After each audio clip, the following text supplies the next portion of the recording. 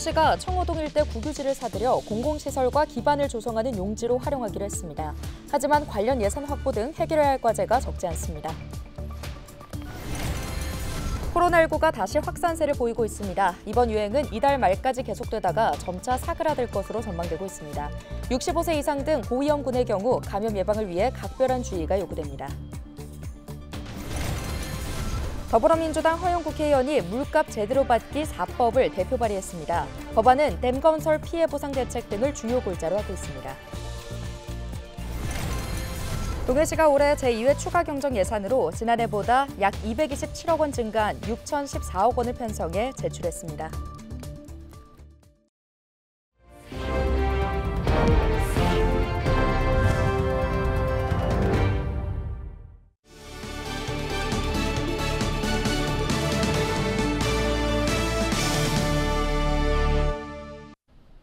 여러분 안녕하십니까? 헬로티비 뉴스입니다. 속초시가 논란을 겪던 청호동 일대 국유지 매입을 다시 추진하기로 했습니다.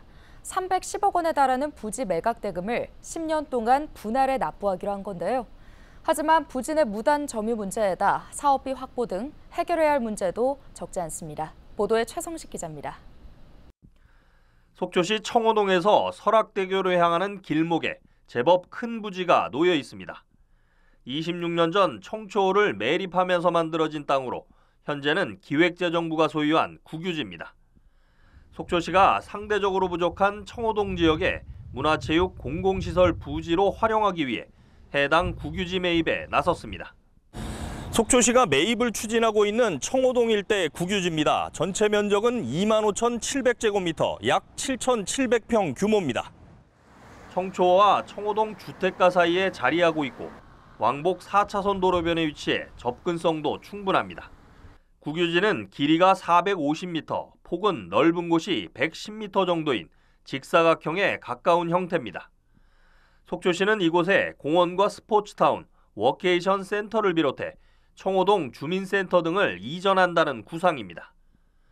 하지만 올해 초 현황 조사에서 가설 건축물과 컨테이너, 창고 설치는 물론 경작지 활용까지 무단 점유 사례가 61건에 달하는 것으로 드러났습니다. 속초시가 이 같은 문제를 들어 국유지 매입을 취소하기로 했지만 지난 5월 속초시 의회에서 부결됐습니다. 공유재산관리계획안은 본 동의하는 의원님들과 충분히 논의한 사항입니다. 의원님들 간에 사전 협의한 대로 만장일치 부결하고자 하는데 이미 시의회 승인을 얻어 국유지 매입을 위한 예산까지 편성한 데다 주민을 대상으로 사업 설명회까지 이뤄진 뒤 이를 번복하자 반대 여론이 확산했기 때문입니다.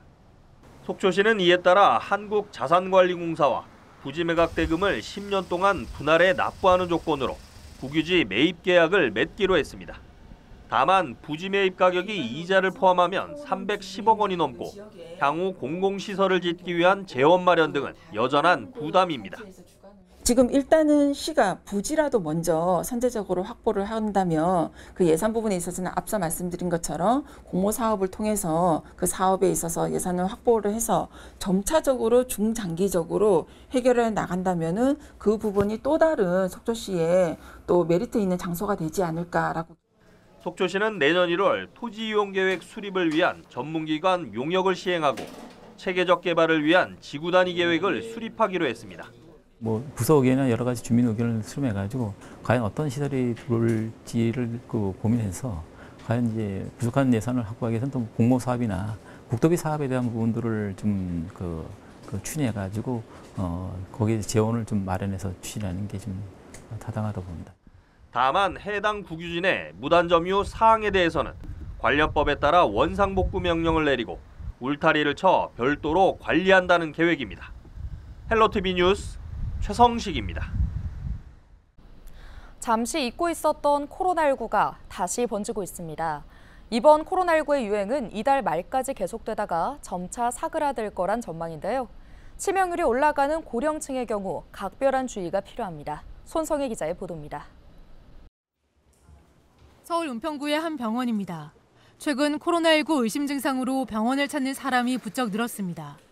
목이 아프고요. 그거 코로나가 싶어서 검사하러 왔어요. 약국에선 코로나19 자가진단 키트가 동이 났습니다. 7월 말부터 좀 늘기 시작한 것 같아요. 키트 찾으시는 분들이 제일 많고요. 없다가 이제 많이 생겼죠. 한동안 잠잠했던 코로나19가 다시 빠르게 확산하고 있는 겁니다. 7월 200여 명이었던 코로나19 입원 환자는 8월 들어 1,300명을 넘어섰습니다. 한 달 만에 6배 이상 급증한 셈입니다. 이번 유행은 이달 말까지 계속될 거란 전망입니다. 인구 집단의 면역력이 시간이 지나면서 점차 감소하는 현상, 그리고 여름철을 맞아서 인구 이동이 많아지거나 또 아니면 밀폐된 환경에서 에어컨 가동 같은 것들이 바이러스 전파의 원인이 될 수 있겠고요. 문제는 전공의들의 집단 진료 거부로 의료 공백이 커진 가운데 치명률이 크게 오를 수 있는 고연령층 감염이 늘고 있다는 겁니다. 8월 둘째 주 기준 코로나19 전체 입원 환자의 65% 이상이 65세 이상 고령층입니다. 고령의 어르신과 또 기저질환, 콩팥이나 간이 안 좋으시다든지 심장질환이나 호흡기 질환이 있으신 분들은 특별히 더 주의하셔야 되겠고, 질병관리청은 코로나19 치료제 26만 명분을 추가로 확보하고 10월부터는 65세 이상 고위험군을 대상으로 코로나19 무료 예방접종을 실시할 계획이라고 밝혔습니다. 또 코로나19 자가검사 키트 수급 상황을 수시로 점검하고 필요 시엔 중증 환자 전담 치료 병상을 추가로 지정하기로 했습니다. 보건당국은 이번 유행을 안전하게 보내기 위해서는 코로나19 감염 예방 수칙을 지키는 게 중요하다고 강조했습니다. 밀폐된 다중시설을 이용할 때는 마스크를 쓰고 고령층의 경우 많은 사람이 모이는 행사는 당분간 자제해달라고 부탁했습니다. 헬로티비 뉴스 손성혜입니다. 동해시가 올해 제2회 추가 경정 예산안으로 지난해보다 약 227억 원 증가한 6,014억 원으로 편성해 시의회에 제출했습니다. 편성된 추경 예산으로는 무릉별 유천지 기반시설 조성과 동해시 승하원 봉안동 안치단 설치, 중소기업 육성자금 2차 보전금 등에 137억 원이 편성됐습니다. 또 청년 취업준비 및 이전 기업 등 지원, 급경사지 붕괴 위험 지역 정비 등에 67억 원이 사용될 예정입니다.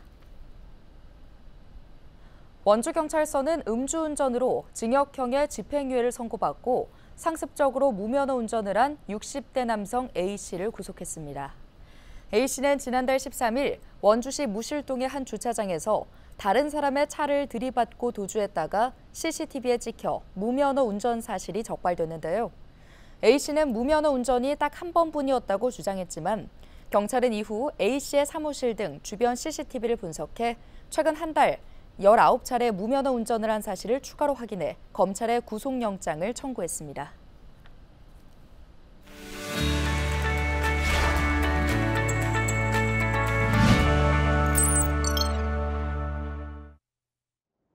우리 지역 국회의원들의 활동 소식을 전해드리는 국회는 지금입니다. 이번 주에는 정말 필요한 법안 발의들이 이어졌는데요. 가장 먼저 춘천, 철원, 화천, 양구, 갑지역 더불어민주당 허연 국회의원이 대표 발의한 물값 제대로 받기 4법입니다.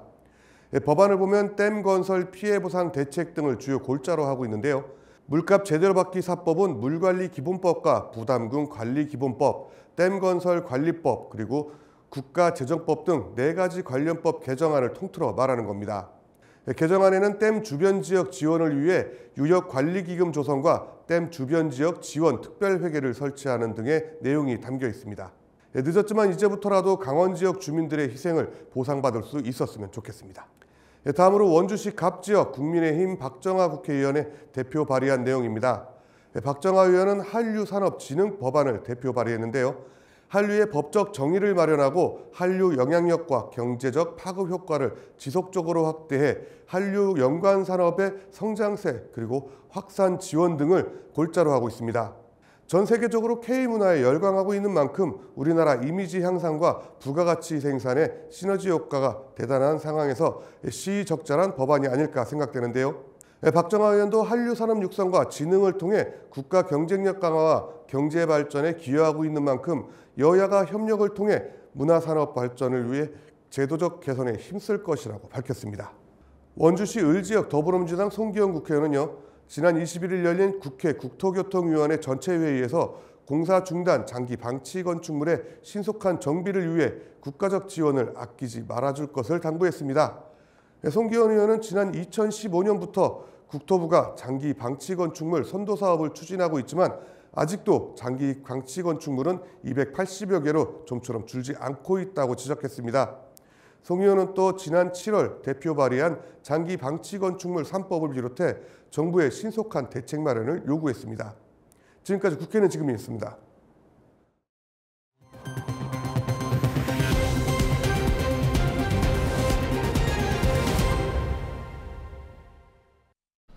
강원특별자치도 시군의회 의장협의회는 23일 켄싱턴 호텔 평창에서 제245차 원래회를 열었습니다. 이날 회의에는 강릉시의회 의장인 최익순 협의회장과 이번 회의를 주관한 남진삼 평창군의회 의장, 심재국 평창군수, 그리고 원주시의회 등 11개 시군의회 의장이 참석했는데요.